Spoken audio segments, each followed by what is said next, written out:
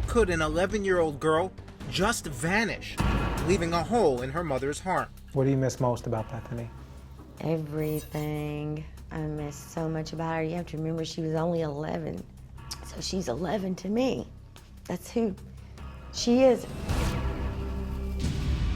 Bethany disappeared in the middle of a contentious custody battle between her parents.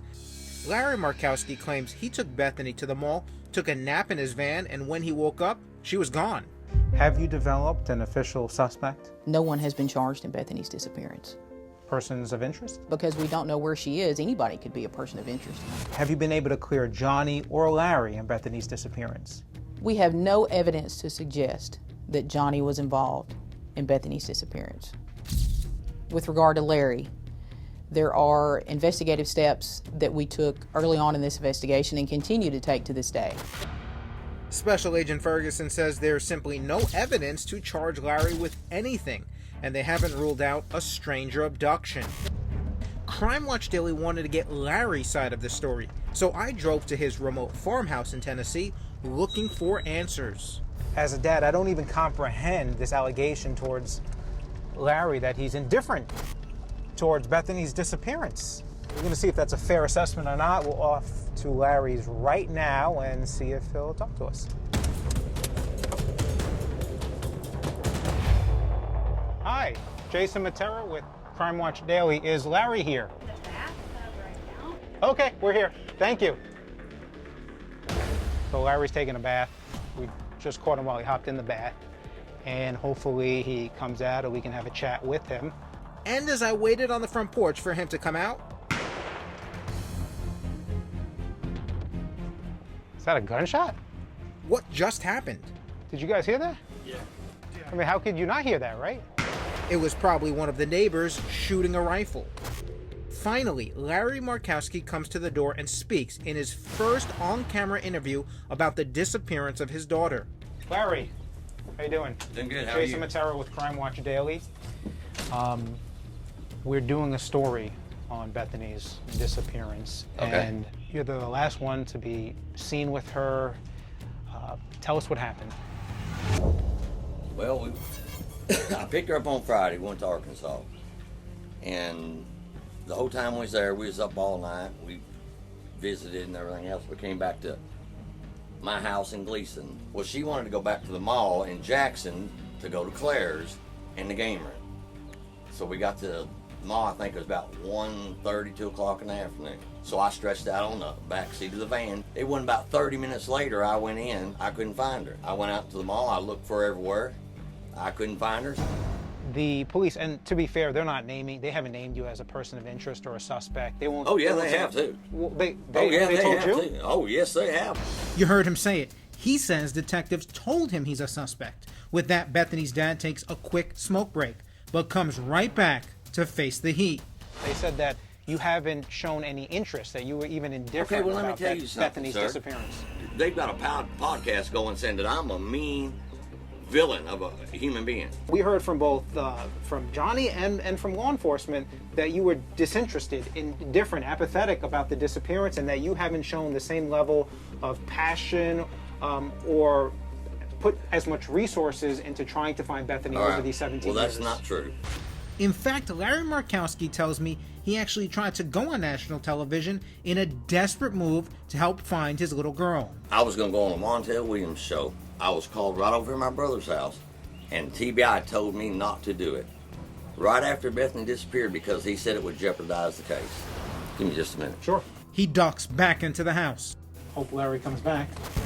A minute later, he returns with the photo album. I've got pictures right up within a month of Jonnie taking off with Bethany. And this ain't all of them. Mm-hmm. I've got Bethany's baby books. I've got her first baby shoes. That's Bethany Christmas Day. That was a month before. That's my oldest daughter, Jenny. They said I always dyed my hair. They tried to say I dyed my hair and went to the mall with sunglasses and I pulled this big old scheme is what they said.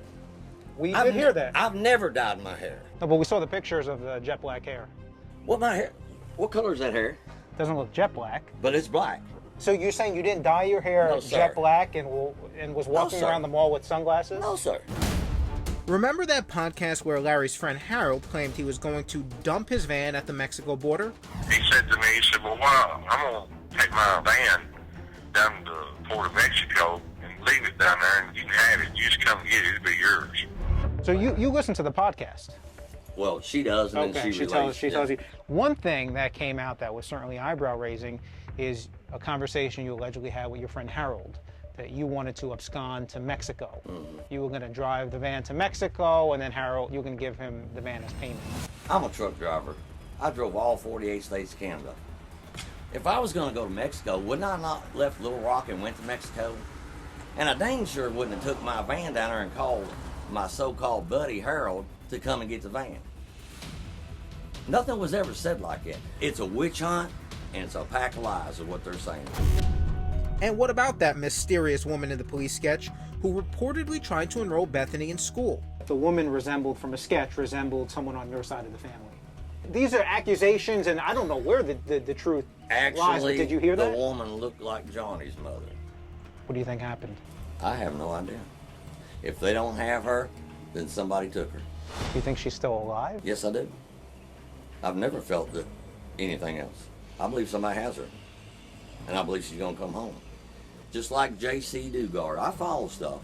I don't care how they smear me. All I care about is my daughter. I love my daughter with all my heart. For the record, For the record, you, Larry Markowski, had no involvement in Bethany's disappearance. absolutely not. I gotta say, I wasn't expecting Larry to not only come to the door, but have a conversation with us for that long. He responded to all the different allegations, very serious allegations against him. He didn't seem like he was manufacturing these answers. They seemed authentic. But then again, Bethany's still missing. So what happened to Bethany? We've had hundreds of sightings, reported sightings of Bethany, and they were all vetted, and none were her. The National Center for Missing and Exploited Children created this age progression photo of what Bethany might look like today. She would be 28 years old if she's still alive, something her mother Jonnie still believes with all her heart.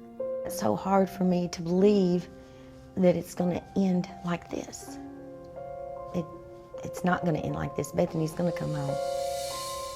Now, we want to hear from you. Whose story do you believe, Bethany's mother or father? Sound off right now on our Facebook page. And if you know anything about Bethany's disappearance, you're asked to call the Tennessee Bureau of Investigation.